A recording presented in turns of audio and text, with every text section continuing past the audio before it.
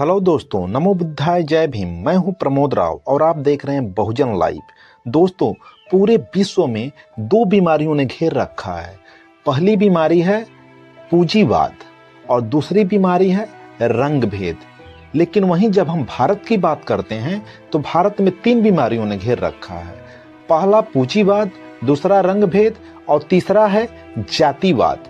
दोस्तों, भारत को लोग कहते हैं कि भारत कृषि प्रधान देश है, लेकिन यह सत्य नहीं है।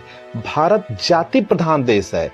मैंने क्रम में बताते हुए जाति को तीसरे नंबर पे रखा है, लेकिन सत्य तो यह है कि भारत की मुख्य बीमारी ही जातिवाद है।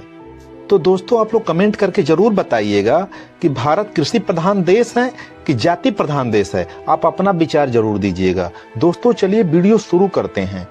दोस्तों, जहां भारत में हर जगह पे, हर ऑफिस कार्यालय में, हर विभाग में या कहीं भी अगर आप जाते हैं तो सबसे पहले आपकी जाति पूछी जाती है। पूछा जाता है कि आप किस जाति से हैं, किस समाज से हैं। दोस्तों, कुछ लोग ऐसे हैं जो खुद को ऊंचा कहते हैं और बड़ी जाति का कहते हैं। वह तो गर्व से और शान से कहते हैं कि मैं फला जाति का हूं। लेकिन जिसको हमेशा सामाजिक रूप से दबाया गया है, जिसको हमेशा सामाजिक रूप से निचले तबके पे रखा गया है, उसे कहीं ना कहीं थोड़ी सी हेजिटेशन होती है अपनी बात को कहते हुए कि मैं फला जाति से हूं।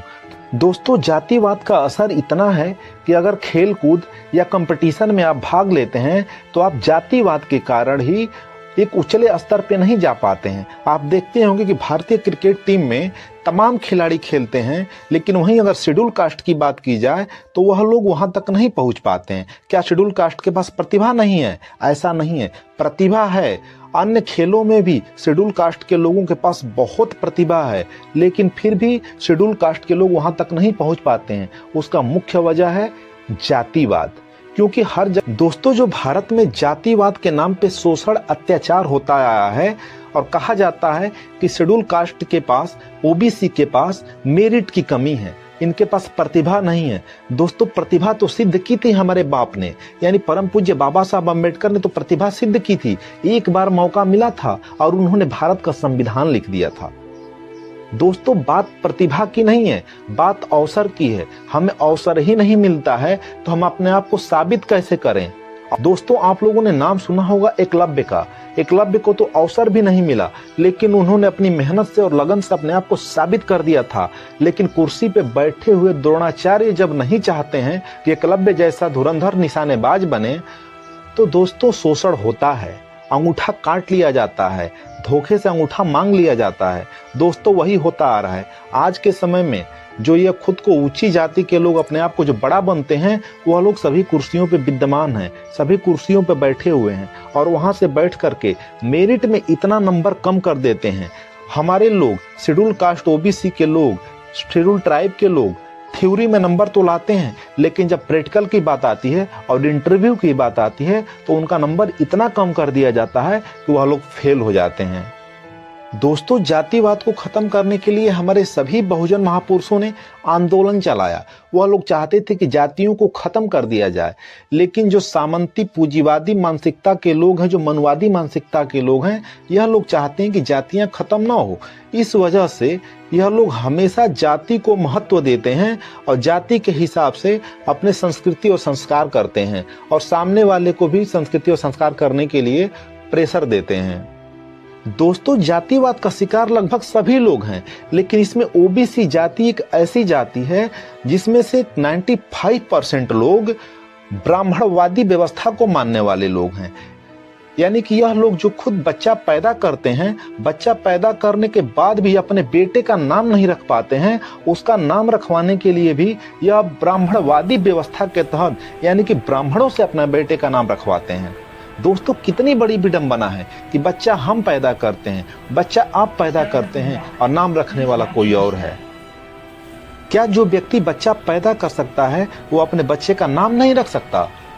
यही नहीं, जब हम घर बनवाते हैं लाखों रुपए लगा करके हम घर बनवा लेते हैं, लेकिन जब उस घर में प्रवेश करना होता है तो हम ब्राह्मण से पूछ करके घर में प्रवेश करते हैं, उससे पूजा पाठ करवा करके अपने घर में प्रवेश करते हैं।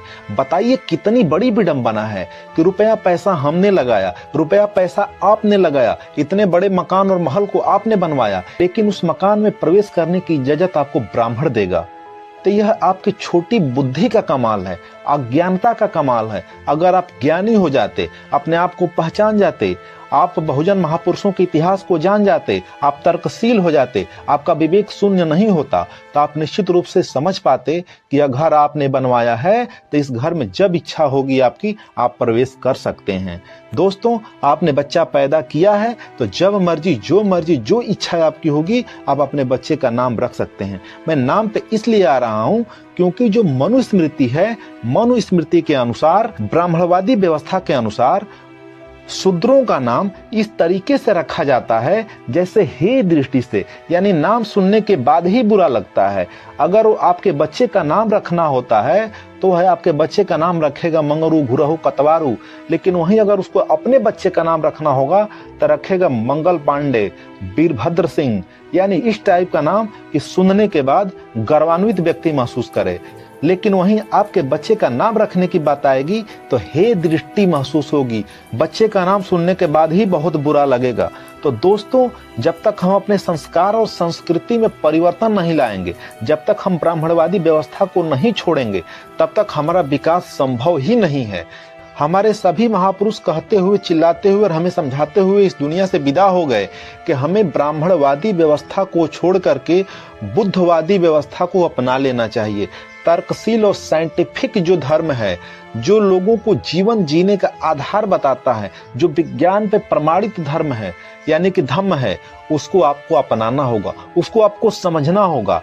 बौद्ध धर्म कोई नहीं है, बौद्ध एक धम्म है, यानी जीवन जीने का रास्ता है, जीवन जीने का मार्ग है। तथागत बुद्ध ने भी कहा था कि मैं कोई मुक्ति दाता नहीं हूँ, मैं एक मार्ग दाता हूँ, मैं सिर्फ मार्ग बता सकता हूँ, मैं तुम्हें मुक्ति नहीं दिला सकता।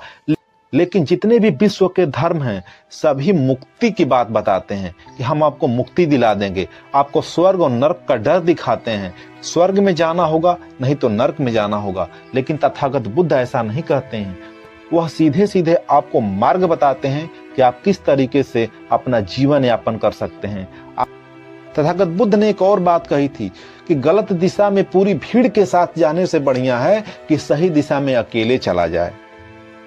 दोस्तों, यह जातियां सिर्फ तब तक है जब तक आप जातियों में बटे हुए हैं, जातियों को आप मान रहे हैं। जिस दिन आप जाति से बाहर निकल जाएंगे, जिस दिन आप बुद्ध के मार्ग को अपना लेंगे, जिस दिन आप यह समझ जाएंगे कि स्वर्ग और नरक कुछ नहीं होता है, सिर्फ यह लोगों को भ्रमित करने के लिए बनाया गया एक वाक्य है, तो दोस्तों उसी दिन आप इन चीजों से, अंधविश्वास से मुक्त हो जाएंगे। दोस्तों, अंधविश्वास से बाहर निकालिए और आपको बहुजन लाइव चैनल पर हमेशा आपको अंधविश्वास से मुक्त, पाखंड से मुक्त ज्ञान दिया जाता है। तो दोस्तों, अगर आप चैनल पर नए हैं तो चैनल को सब्सक्राइब कर लीजिए, वीडियो को लाइक कर दीजिए और कमेंट करके जरूर बताइएगा कि यह वीडियो आपको कैसी लगी, यह जानकारी आपको कैसी लगी। दोस्तों, वीडियो देखने के लिए आप सभी का बहुत बहुत धन्यवाद।